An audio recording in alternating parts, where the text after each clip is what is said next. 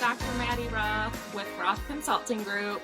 Today, I'm so excited. We have Jessica Reale on the podcast. A lot of you guys know who that is already, but you can go ahead and kick it off. Tell us a little bit about you, about your journey to business ownership, and all the other programs you have going on. Maddy, I'm so excited to be here chatting with you all today. So thank you very, very much for having me. I am a pelvic health physical therapist.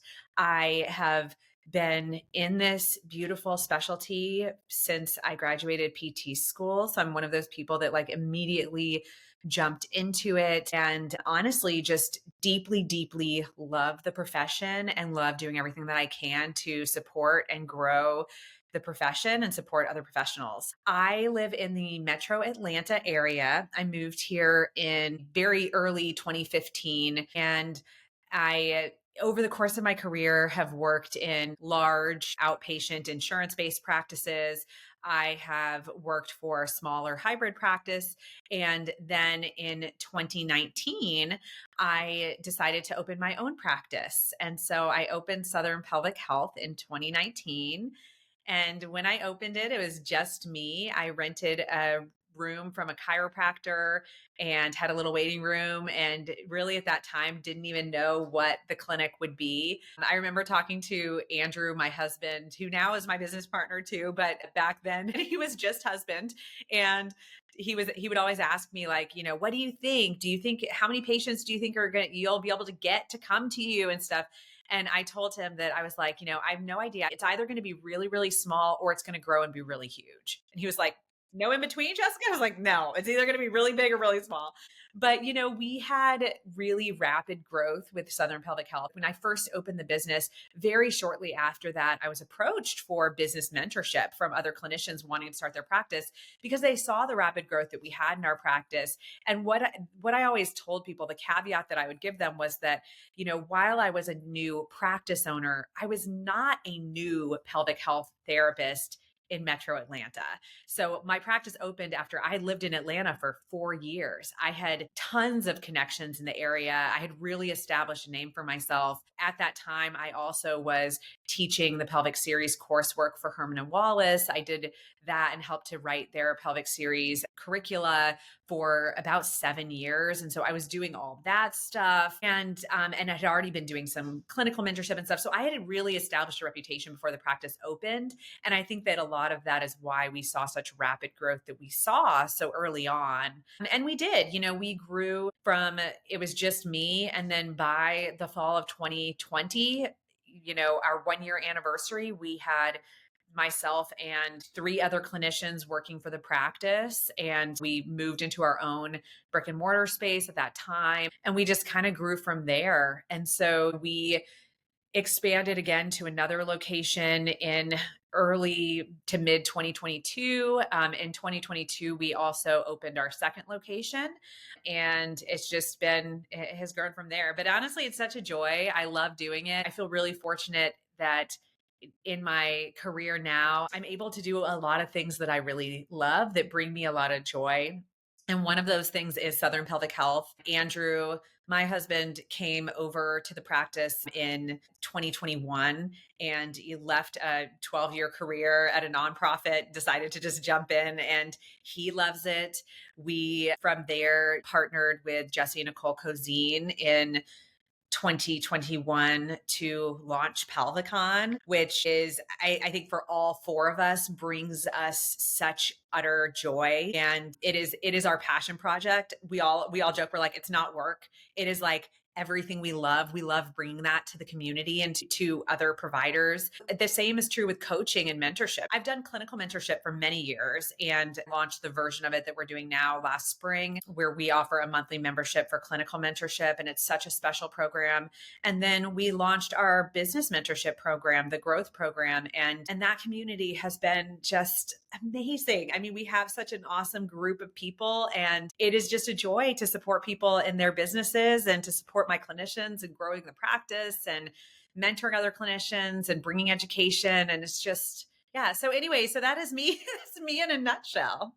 Yeah, there's so much there. Oh my gosh. How do you have enough hours in a day? There are never enough hours in the day, but honestly, I feel like it's all when you're doing things that you love that bring you joy, it's a lot less like work. You know what I mean? It was a learning process to where we could really break out and have designated times for our different projects. So we did that, and that helped. And that's something I would encourage any business owner to do, to really block out your time. When your time's blocked out, it helps you make sure you're moving the needle for everything that you do. But in doing that, it brings a lot of peace and flexibility in a schedule, which is just lovely. So, what does your husband do as your business partner? What kind of stuff does he do day to day? Yeah, Andrew does a lot. Andrew is his background. He worked for a nonprofit, the Boy Scouts of America. He did a lot of development work with them for many, many years. And a lot of that, it's interesting because when he first came over to the practice, we thought, well, like, how is his experience here going to be helpful over at a physical therapy practice? And what we found is that a lot of his skill was really in relationship building and in processes and sales, honestly, because that's what he would work to help donors connect with his organization. And the reality is that a lot of those skills work really nicely in a practice, in a conference, in education. Andrew runs all the administrative processes at our practice. He has built out everything with our front desk and the journey that patients go through and coming to our practice administratively, and manages our team there. We have 3 patient care coordinators at our practice. Andrew handles all of the finances for our practice because that's his gift. It's not my gift, but it is his, and he loves it. And he loves looking at spreadsheets and numbers. And so Andrew does all of that. He runs our physician marketing program as well to connect with physicians and build relationships for referrals there. He runs, let's see, what else does Andrew do? Andrew does so much stuff. I mean, he's kind of the go-to for like all the nitty gritty stuff at the clinic. Like, he makes sure that everyone has what they need. He makes sure that everyone's systems are working properly. And if anything breaks down, Andrew's going to be your guy to make sure it's taken care of. So he does all that stuff. And then, Andrew's our big logistics guy with pelvicon. So he does a ton with that. He has a huge background in that and in event planning. Yeah. So all the things. Yeah, that's awesome. I know it sounds maybe creepy, but I feel like I know so much about you because all my friends actually are in your coaching program. There's so many good things. Just, I don't know. I just love to hear what they say. Like, you don't really force one approach on people, but just really get them thinking, and you've helped them Yeah. a lot. I mean, and Andrew and I are really passionate about that as business owners, that everyone's business doesn't have to look the same. And that our goal as coaches is to partner with the individual owners to help them build the practice that is most filling and serving to them. What that means is that what their practice looks like may not look like what Southern Pelvic Health looks like. And that's totally okay, because we've built Southern Pelvic Health to feel really serving to us. And we love our practice, and we want them to love their practice deeply too. And so we try to help people think through the problems that they're dealing with and to think through what the options look like there, so that they can make the decisions that ultimately feel really good to them. So I'm glad that they feel that, because that's what we deeply try to do for our team there. While I have you here, I know the girls that are working with you say you're really strong with physician marketing. Do you have any tips while we're here on physician Yeah, we are big proponents of building physician relationships. And what I'll say is that, I know that there are a lot of business coaches who can be a little bit like anti marketing to physicians. And they'll say, I've even read some things where they'll say, like, oh, if you market to physicians, they own your practice, and all this stuff. But Andrew and I really feel like when it comes to marketing, that we should really try to have diversity. And so that's the big thing that we believe. I find it to be really scary if a practice gets 95% of their leads from one area, whether that is physicians, whether that is Google ads, or, Facebook ads, or a community group or something like that. Because the problem is that if all of your new patients come from a single source, then if there's something that happens that shifts, like that one physician goes on a medical leave of absence. That happened to a physician who I worked really closely with. It can really tank what's happening with your, or shoot, Google changes their algorithm and suddenly your ads aren't popping up. It's going to tank your leads. We're a big proponent of people having diversity in the way that their new patients are coming into their practice, because it builds more resiliency for your practice for the future. And I think that people really miss a good opportunity when they are not connecting with physicians.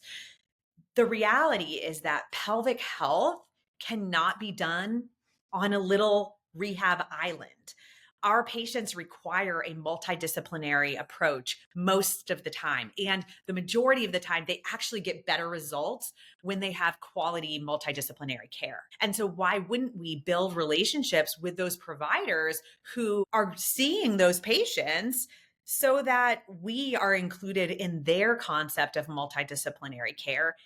And we have better options for when we need to refer our patients to get that care. And so that's one of the reasons we feel really passionate about that. I also don't feel like building physician relationships has to be this crazy, expensive thing. We had for many, many years, I'll tell you, we never did a physician lunch where we bought lunch and brought it in. We actually do some of that now. We've learned to be creative in how we do it, though. We've learned that we can do some great catering through like Publix and spend a much smaller amount of money to provide lunch to an office. We're very specific about who we choose to bring lunches or breakfast or things to. But a lot of it starts small with relationship building. It starts with reaching out and connecting with providers and getting to know them and going and bringing coffee, sitting down and talking and reaching out to them on social media and starting a conversation. And there's lots of ways to kind of get your foot in the door, but sometimes those relationships can end up being so incredibly fruitful for all things, for growing your practice and for helping to provide the best clinical care that we can provide. Thank you so much for speaking to that. Yeah. One of the big things I wanted to talk about today is adding a second location. There's not a lot of people in the pelvic I health know. space that have a second location. I know in ortho, maybe there, and especially like they might put one PT in their like a little micro clinic in a bunch of different places, but not so much in pelvic. So, Yeah. yeah, what made you want to open your second location? Yeah. I'm excited to talk about this with you because I think that there's a lot of misconceptions that people have around having a second location. And I know you and I talked even when you were planning to open your second location, because it's interesting in the business, I think coaching world, it can be really discouraged by some business coaches for people to open a second location. Other times it's seen as this measure of success that like you are more successful because you have that. And I believe there's lots of different ways to do business and lots of different ways to be a really successful practice owner. A second location is one option for growth. And I think that you have to make sure if you're going to go down that road that it makes a lot of sense for your practice. So I'll say for my practice, we chose to open a second location for a couple different reasons. So number one, our primary location had seen a lot of growth. We were at a place where we were fairly busy there. We were kind of busting at the seams a little bit in terms of that, so much so that we were trying to figure out a way to get out of our lease to look at other potential options because it was so busy. Two, we had a lot of patients who were driving really long distances to come see us. And so we had patients who were driving already from in town. So where my practice is, we're in Metro Atlanta. Our first location opened in the East Cobb Marietta area, which is kind of a suburb of Atlanta. And we had a lot of patients who drove from the city. And then we started having a lot of physicians who were referring and other practitioners who were referring patients to us who would say, I just wish you guys were closer. I wish you had an option that was a little bit closer for my patients. I have a lot of patients over here, but they just can't drive over to you.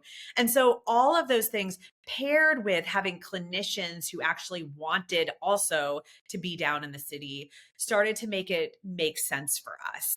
So we started to just explore, is that something we would want to do? What would that look like? And to make sure it was really feasible. I think, part of what makes Andrew and my partnership work really well is that I tend to be a little bit more of the like dreamer, visionary person in some ways. I'm like, what if we did this? What if we did that?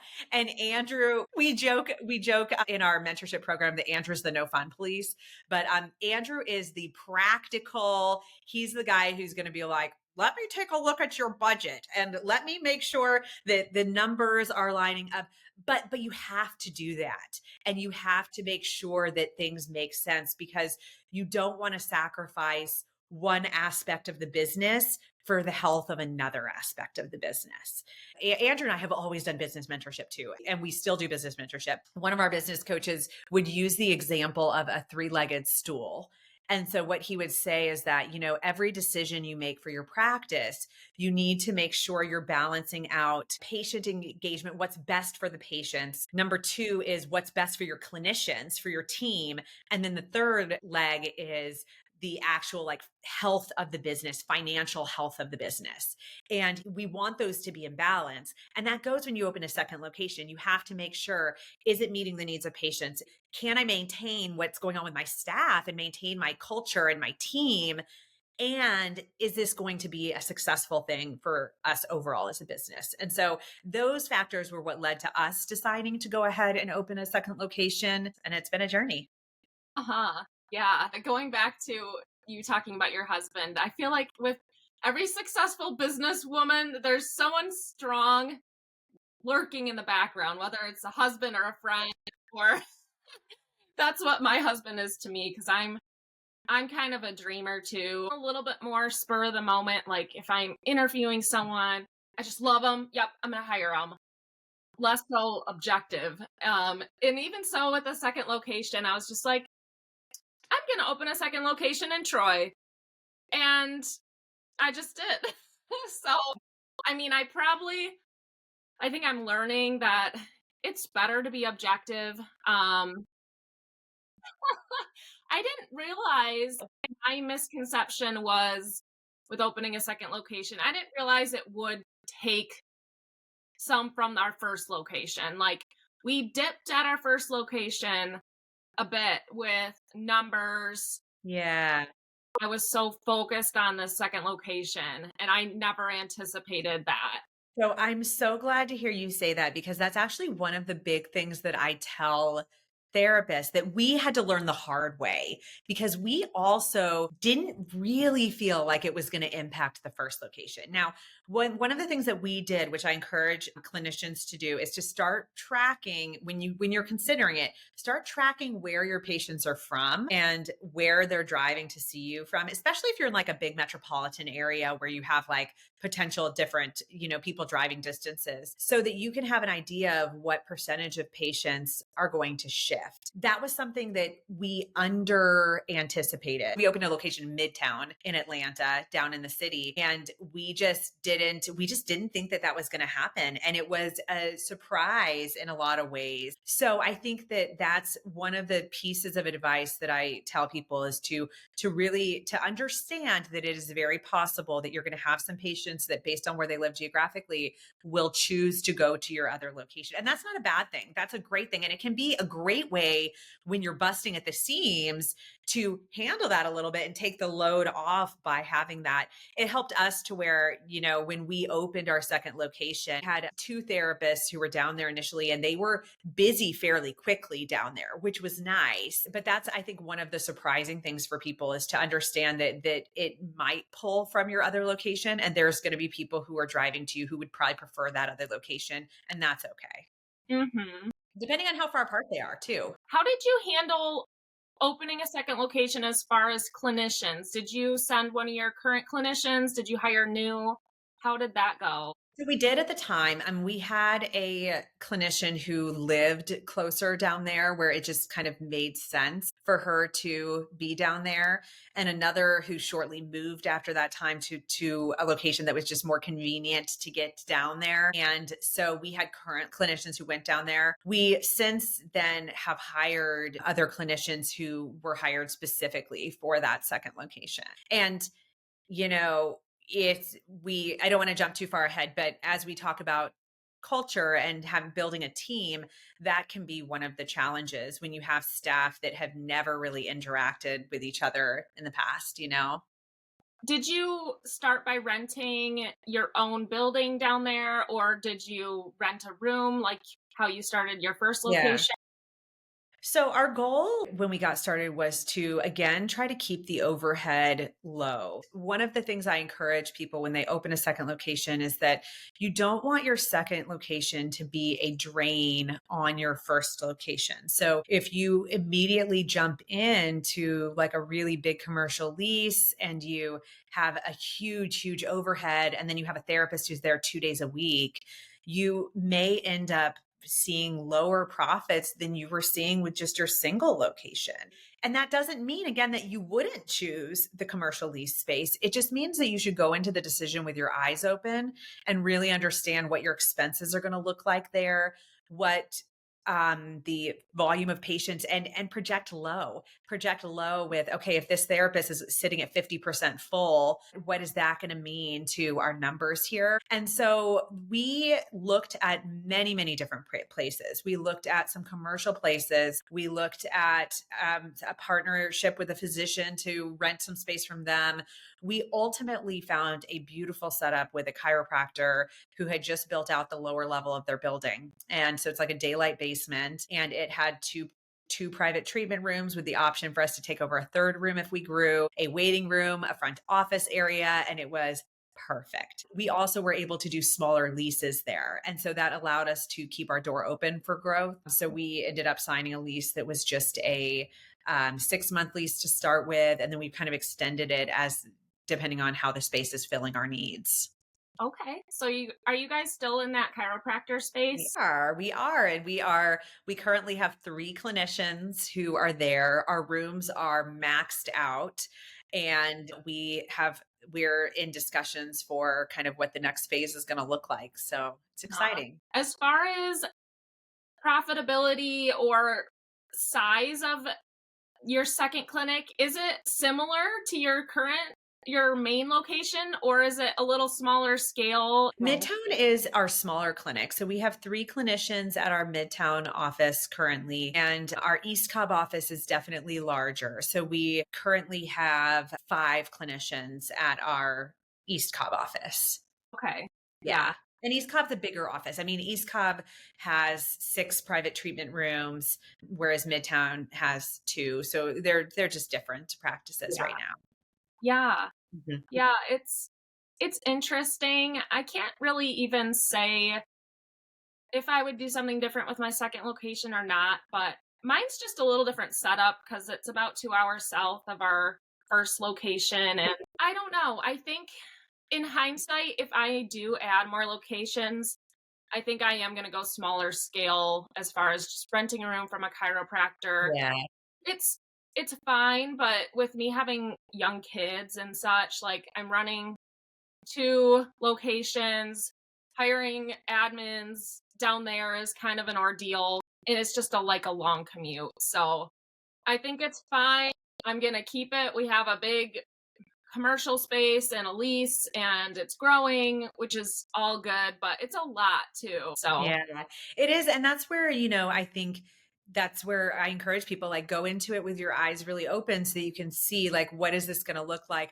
I do that. I often will challenge people to, and we've had some of our some of our people in our business mentorship are currently in the process of opening their second location. And we always, when they first bring it to us and talk to us about it, we'll challenge them a little bit to be like, okay, so like what is it's going to feel like for you to be driving down there because you have to be present, right? It's your practice. And so you can't start it and then never show up. What's that commute going to feel like? How do you feel about that? And to make sure all the numbers that you have your eyes wide open, that if there is any risk is something that we all have in business. There's always is risk. But when you go into it with your eyes open, you can take calculated risks versus unknown risks. And that's where it's scary as a business owner. If you jump in and you don't realize something is a risk and then it is and it bites you, then that's where you kind of can end up having some difficult times. yeah. Yeah, I like that a lot.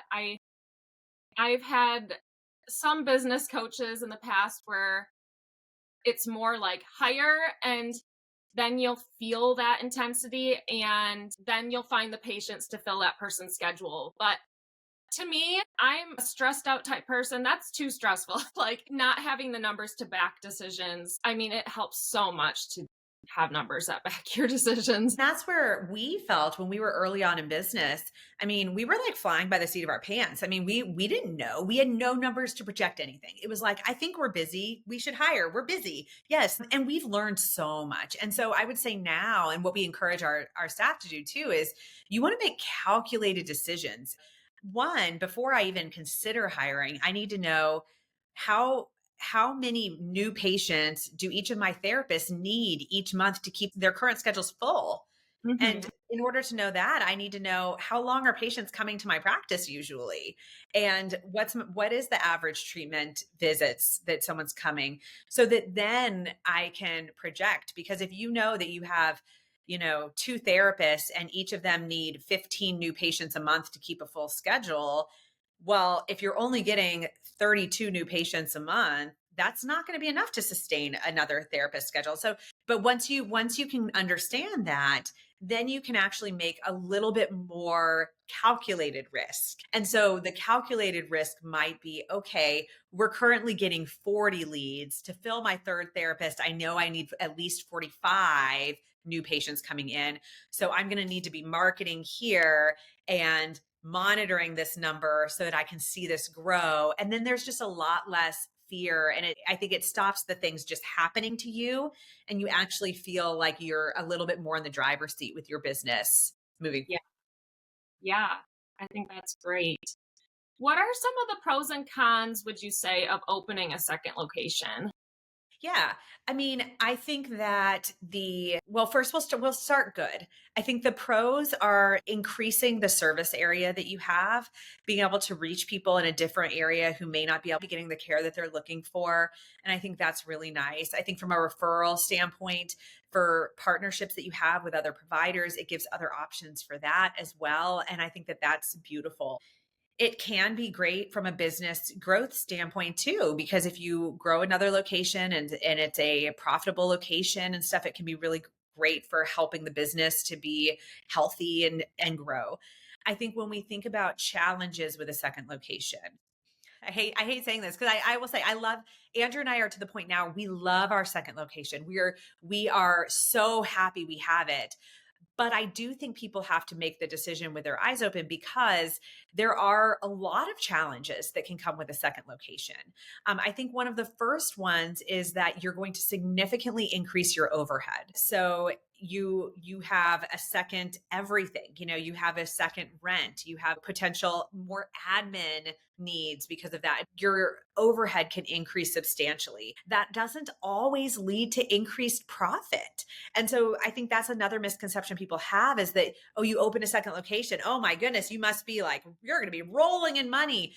No, and there's more expenses and stuff too. And so sometimes you'll see that. I mean, there are times where someone could have a second location and be bringing in less income than they were bringing in it with just one location, because of the increase in overhead. And so I think that that's one of the challenges, is managing that.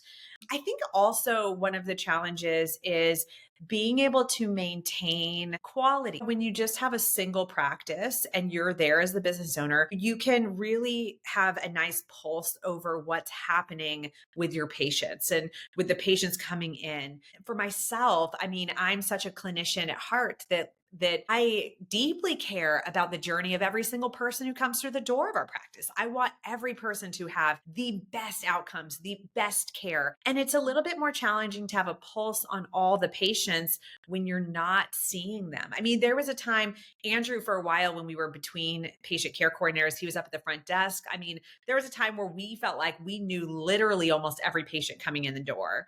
And now that's not the case. I mean, we have a lot of patients who we don't know them at all. And so I think that that becomes a little bit more challenging, but it's not something that you can't navigate. You just have to really pour into your clinicians and have trust. And for us, a big piece of that journey was creating a leadership team. We actually have clinic directors at our at each of our locations. So we have a clinic director at our Marietta East Cobb location and one at our Midtown location.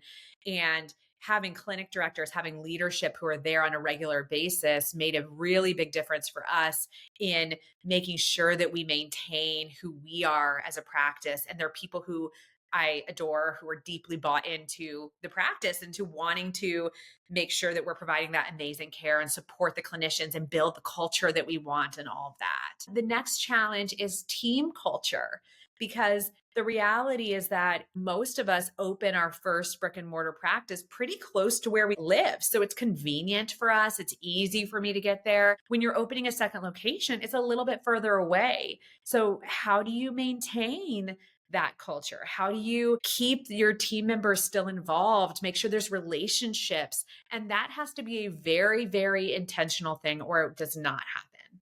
So what does your clinic director do? Are they in charge of clinical mentorship, or are they more like a manager type? So, our clinic directors are responsible for the day to day success in their prospective locations. Our second location, Midtown, our clinic director who's there, she is the one who is making sure that everyone has what they're needing. She's communicating with our patient care coordinator there, making sure that all the equipment's there, that everything's been delivered on time, stuff like that. Just kind of like, she's a second person just making sure those things happen. She is monitoring how the patient experience is, and she's able to support and provide mentorship if there's anything that's off there. We meet together, we look at numbers. Therapists inevitably they don't love numbers. I know, I worked at a huge insurance-based practice. I mean, it took me years to overcome the trauma from like having numbers crammed down my throat. But the reality is that numbers can be a nice look into the health of your practice. And so we monitor those things regularly to see how are things looking and to create change. So they're like our right-hand people. I mean, we have a lead patient care coordinator too. And so the two clinic directors and our lead patient care coordinator are our leadership team. We meet with them monthly. They're involved in all the goal setting and stuff we're doing for the clinic and really help to facilitate what we're doing to meet our mission. I mean, they set team meetings, they set clinical case discussions every month, and they help to set those. And they do a lot. I love them. Can you tell us more about some of the ways you support your clinicians, as far as, do you guys do monthly team meetings? Do you do any one-on-ones with therapists, or is that your clinic director does one-on-ones? Mhm. How do you do those types of things? Yeah. So we have team meetings once a month. And then once a month, we also have some type of clinical growth thing. And so sometimes it will be case discussions. Sometimes we'll do a journal club. We bring in guest speakers on a variety of different topics, or people in the community to do in-services and stuff like that. And so we'll do that monthly. Mentorship is something that's really big for me, and it always has been. And so we offer mentorship to all of our clinicians. When new clinicians start with us, it's an automatic thing that we do with them.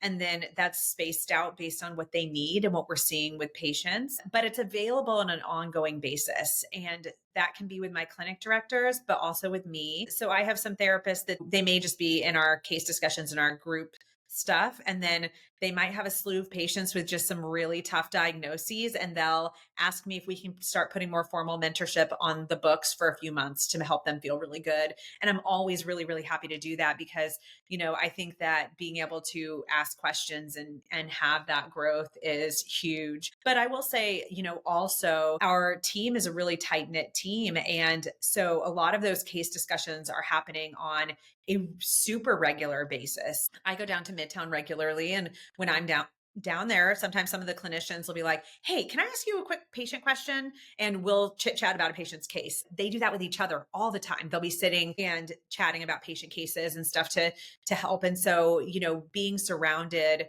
by other people who are also passionate about pelvic health makes a really big difference in being able to just hone in your care be aware of your blind spots. And and so we do collaborate. I mean, and between the clinics we do try to build a team with everyone and encourage them. And so there will be emails that go out to all the clinicians that are like, hey, who are you guys referring to for X, Y, or Z? Or if someone knows that, I mean, if I have an orthopedic question, I'm going to call my Midtown clinic director because she's an OCS and she's really, really good at that stuff, and collab with her. So we know everyone has their skills and we try to lean into that too. For your team meetings, do you guys do it all together with both locations, or do you do separate team meetings? We used to do it all together with both locations, but we actually changed that to doing separate team meetings. We Uh-huh. sometimes will do something all together, but separating them was important because the reality is that there's just things that come up that need to be discussed for one location that aren't really going on at the other location. And we found that was just better for Mm. everyone. Yeah, that makes sense. I wasn't sure with your locations being closer together than ours. Ours are they're almost acting as separate clinics with it Yeah. so far away. I mean, we have each other as resources, and Mhm. there's a lot of like Voxering or going on Slack. Like, it's just Yeah. great to have the technology to like always be connected. Yeah. Yeah, that's really nice. The other thing I think is interesting with the second location is that they really are separate clinics. And we definitely have a team. There's certain things that are threads that we want the patient experience to be the same going through. But that being said, I mean, even the populations that we see at the clinics are a little bit different. Our Midtown population tends to be a little bit younger. It's just like a little bit more of an urban population versus our suburb population. We often have a little bit older individuals. It's just a little bit different. Yeah, yeah, it really Mhm. is. Do you keep your prices consistent between the two clinics? We do. We do. I don't think that that is always necessary, though. I think, for us, it made sense based on geographically where our clinics are. But I've talked to some practice owners and even advised some that having different prices based on where your clinics are located can make a lot of sense because the cost is different at different places. But ours made sense to keep the same. Yeah, that's interesting. Mhm. So, where do you advise people should be at in their business journey before they open a second location?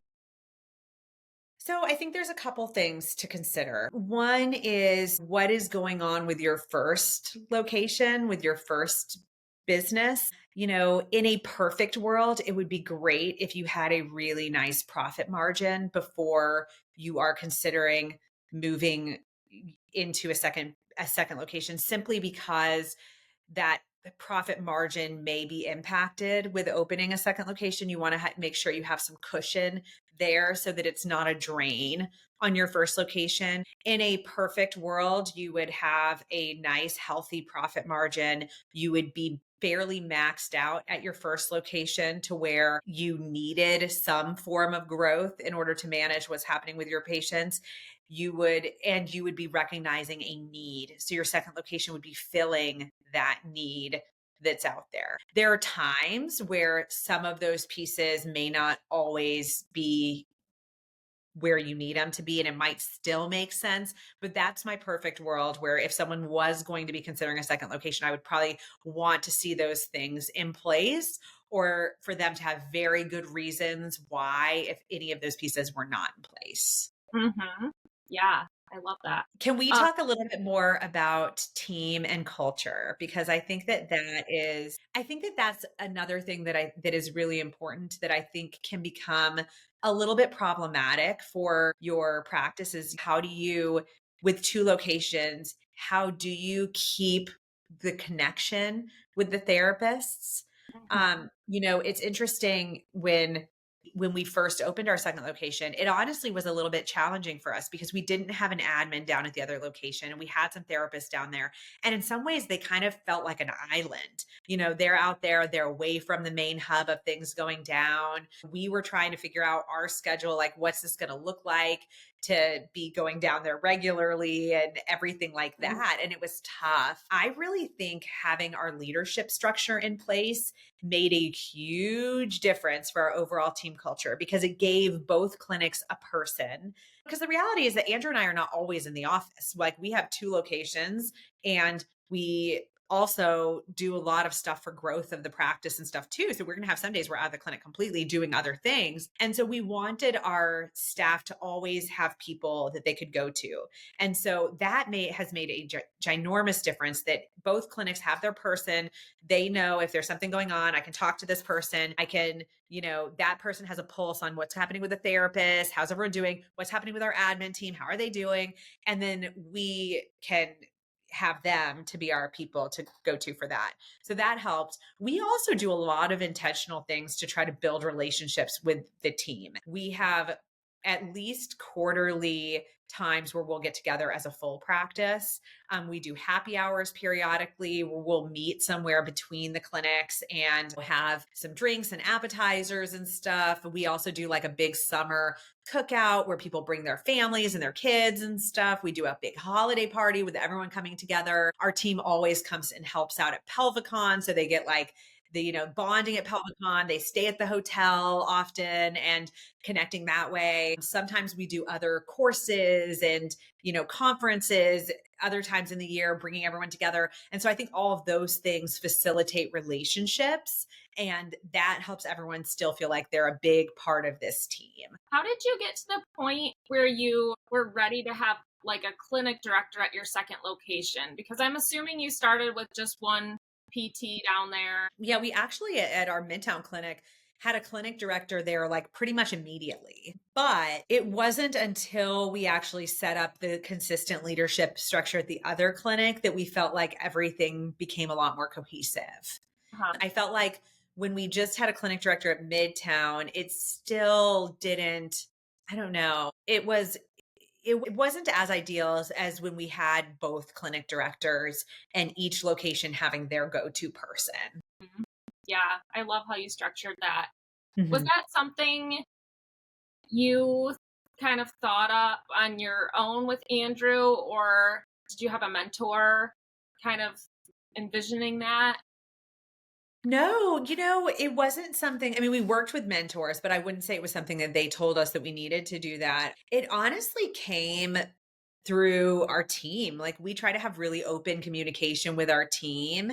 And as we were talking to them and conversations with them, it kind of came out naturally, like through us talking to them and being like, I think East Cobb needs to have that too. East Cobb needs a person who can just be there consistent no matter what. Every day that person is there at the office to handle anything that comes up. And so it kind of came up naturally where we recognized that need was there. And then, we joke, it's like, we're like, oh, best decision we've ever made is, I mean, we have our clinic directors right now are just so spectacular. And our team, honestly, I mean, I'm so fortunate that we have such an amazing team. Our clinicians are just such great clinicians and such kind people. So we just really have a beautiful, peaceful, supportive clinic environment at both clinics. And it's an intentional thing that we foster on a regular basis. You guys are doing such a great job, and seems like you have a lot of good employee retention and people are happy, patients are getting good outcomes. So, yeah. Yeah. Can we talk a little off of the second location thing, but tell us more about what you have going on. When's the next pelvicon? Tell us more about your business coaching, your courses. Yeah, so pelvicon is every September. Our next one is coming up in, I think it's like the last week of September this year. And pelvicon it's just so fun. It's such a fun journey. We love that it is filling a need people have. And honestly, it's just so evident to us because pelvicon just sells out so quickly. I mean, we launched it this year and it sold out in like less than 4 hours. And it's awesome. It's just so fun to see the energy people have, the passion they have for our field. But we're always expanding what we hope to offer for people and what we hope to do. And we have some really exciting things coming up this year that are going to be launched really soon, exploring doing a live virtual conference. And so we're really excited about just being able to expand the people who are able to be a part of pelvicon, because it really is just so special. I think with pelvicon, I think part of what makes it unique is that Nicole and I are both clinician. It comes from this like clinical desire for elevating the field, from like a true passion for, can we help everyone be the best that they can be for their patients? And so everything at Pelvicon is done with that in mind. I mean, we're trying to cultivate the best speakers, to really have the best learning experience too. And it just makes it super, super special. So we're really pumped about Pelvicon for this year. So I have a couple other little pieces that I do. And so one is I do run courses, little mini courses regularly with my partner, Sarah Reardon, through Pelvic Floor University. That is another passion. But see, this is why I have such a fun job, because I'm like, everything I do is passion projects. Literally, it's all passion projects, which is amazing because it's like, I actually genuinely enjoy all facets of work. So Pelvic Floor University is something Sarah and I do together. We love it. It was made to fill a need that therapists have for really practical, affordable education at their fingertips when they need it. And so what we did with Pelvic Floor University is we build mini courses, bringing in a variety of guest speakers that are on very specific topics. And so we have, for example, a class coming up at the end of this month that is diving into pelvic health for neurological populations. Laura Glazebrook is going to talk about some specific things to help when you're working with people with like MS and Parkinson's and just general concepts, which we love having that come on, because the reality is that there are going to be those therapists that suddenly have a patient with a neurodiagnosis on their schedule. They don't have experience. And you also don't have time to pay $700 and go to a 2-day course, right? That's what we aim with Pelvic Floor University, is to just kind of like fill those voids and let people do like a quick deep dive and feel more confident in the clinic. So it's super fun. We have several great courses coming up with PFU. We have one on working with neurological populations. We have another class that is coming up with Sandy Gallagher, specifically looking at rehab for patients after gender affirming vaginoplasties. And then we have a few other really great classes. So it's going to be fun. So yeah, so that's Pelvic Floor University. I can speak to that a little bit too. Yeah. I don't have a mentor in my area. I kind of just jumped into pelvic health, and I had a patient that I was like, I think she would benefit from balloon rectal training, but I don't know how to do that at all. So I just bought your course in a couple hours, and then I was in the clinic, like doing it on myself. Like, I'm like, okay, this is weird, but I have to try this before I do it on a patient. And then patient came in the next day and we did it, and it helped her a lot. So definitely feeling that.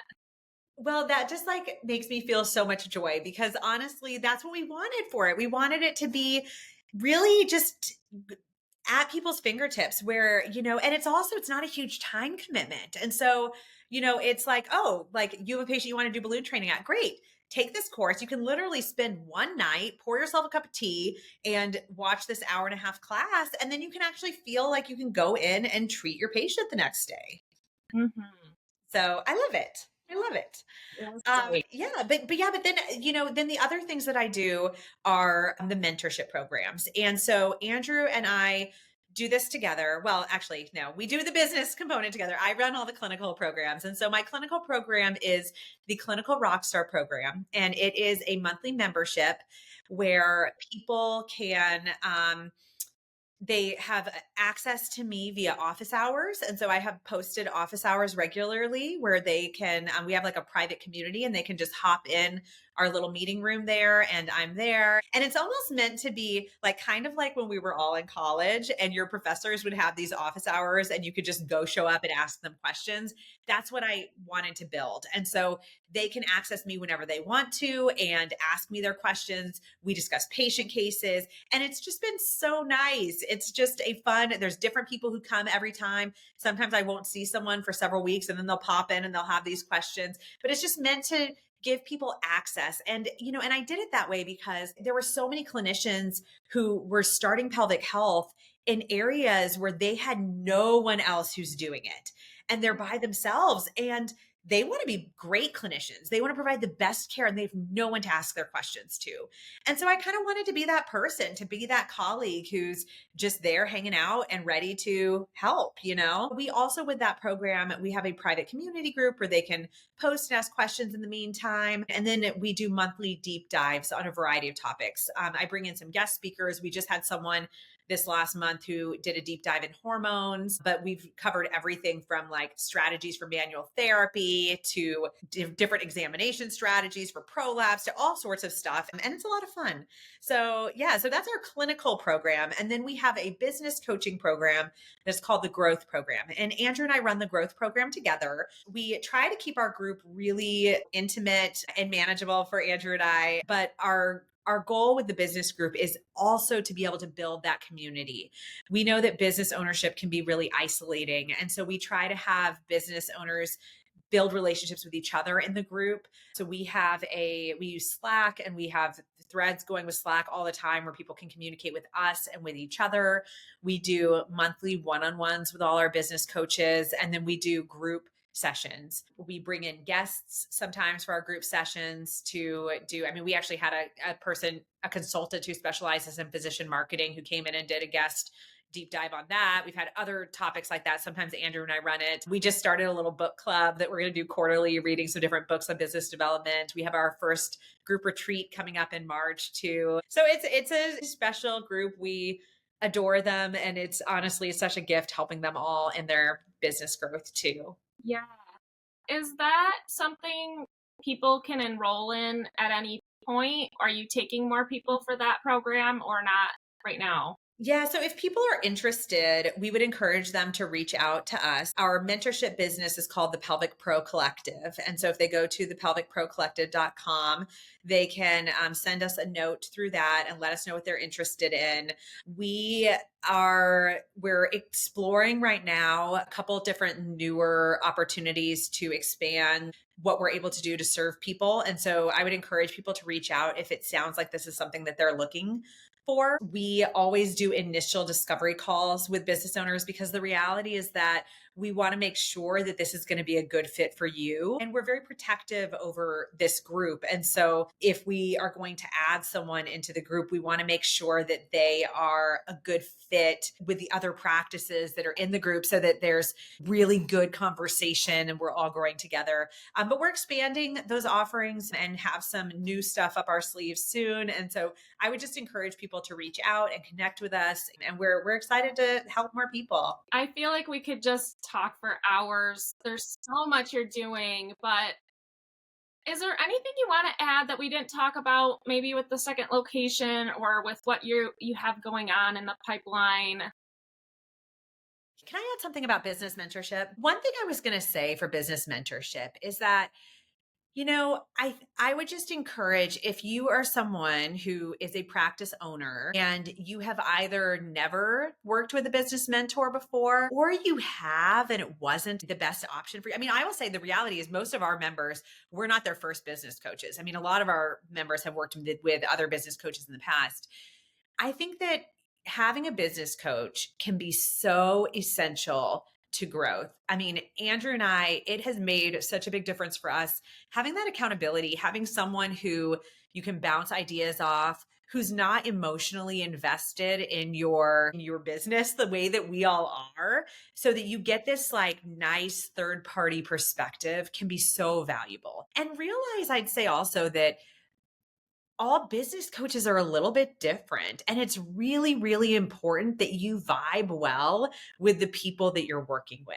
And just because you didn't vibe well with one coach doesn't mean you're not going to vibe well with another coach, honestly, or just because something wasn't like, this like wasn't the best fit for me. All programs are different. And so it is totally okay for you to seek out something different that serves you in a better way. I'll say with our business coaching program, it's part of the reason why we don't have contracts or anything like that with any of our people, because we want them to be working with us as we're serving them. And we're like, you know what? If for some reason ever this is feeling like you need to do something different, we want you to. Like, we want you to be able to grow, whether that's with us, whether that's with someone else, whether that's even by yourself for a little bit. But I just encourage everyone to just always keep growing, always keep open to new things, and really find the people to be part of your tribe so that you can really move forward and feel support and not feel like you're just on this island.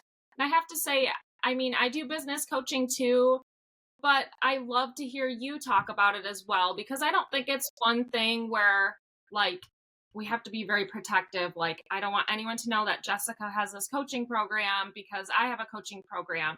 I think people might jump from a coaching program to another and you learn a little something from everyone you work with, or some people work with two people at once. And I think it's just you take a little something from everyone you work Yeah. with, and you never know if a coach is going to give you like $1 million idea, even something Yeah. like advising on a price increase.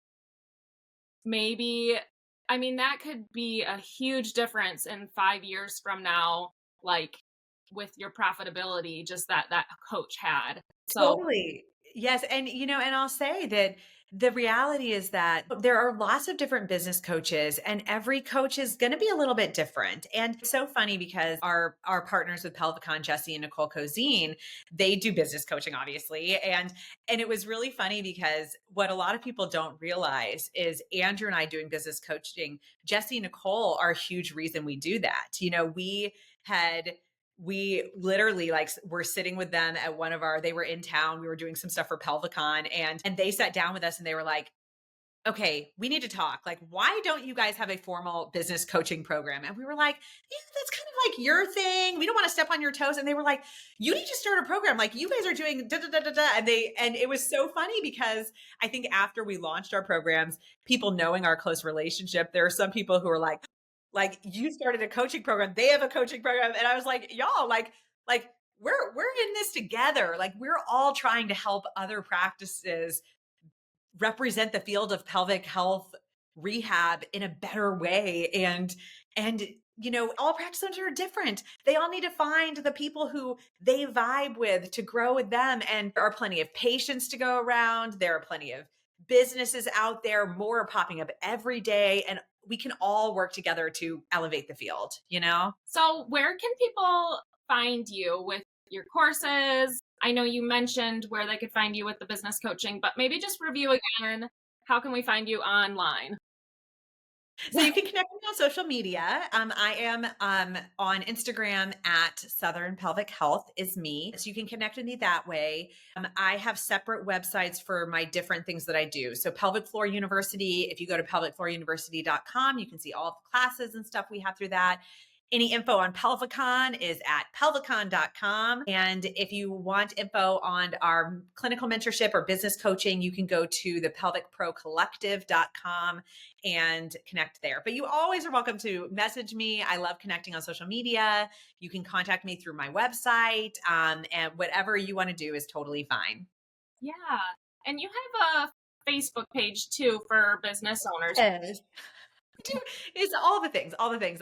So I have a Facebook group, Pelvic PT Newbies, and I started that group many years ago when I was teaching coursework, and I love it. It's a nice, sweet group that is aimed at supporting people growing in pelvic health. Well, thank So, you so much yeah. for coming on, and it was great to hear about a second location. And did you ever think that you would be running the biggest pelvic health conference and opening a second location, all this stuff when you first started?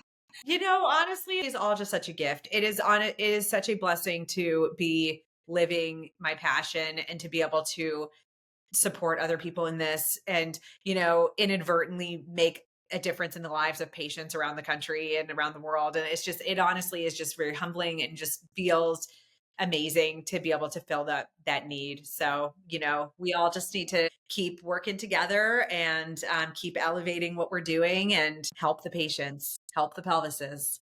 Yeah, we appreciate what you're doing in the field. So thanks again. Thank you, Maddy. Thank you for having me today. This was fun.